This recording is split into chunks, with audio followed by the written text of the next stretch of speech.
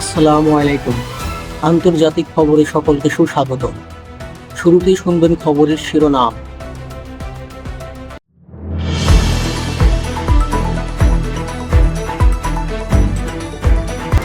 মার্কিন প্রেসিডেন্টের নতুন হুঁশিয়ারি, ইরানে ফের ভয়াবহ যুদ্ধের শঙ্কা, এবার টার্গেটে বিদ্যুৎ কেন্দ্র ও সেতু।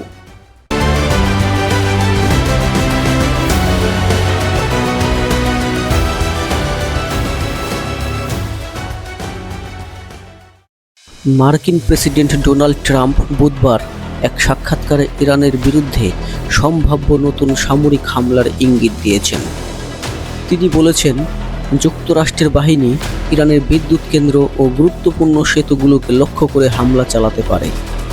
ফক্স নিউজকে টেলিফোনে দেয়া সাক্ষাৎকারে এসব মন্তব্য করেছেন মার্কিন প্রেসিডেন্ট। ট্রাম্প অভিযোগ করেন, ইরানি নেতৃত্ব শান্তি আলোচনায় সময়ক্ষেপণ করছে এবং কার্যত কোনো অগ্রগতি ঘটাচ্ছে না।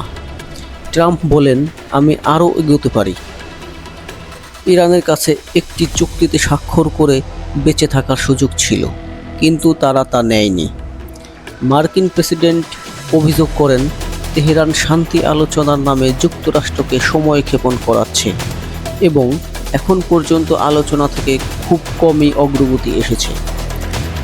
এর আগে নিজের সামাজিক যোগাযোগ মাধ্যম ট্রুথ সোশ্যালে ট্রাম্প লিখেন, ইরানের জন্য দারুণ হতে পারত এমন একটি চুক্তি নিয়ে আলোচনা করতে তারা অনেক বেশি সময় নিয়েছে, এখন তাদের এর মূল্য দিতে হবে।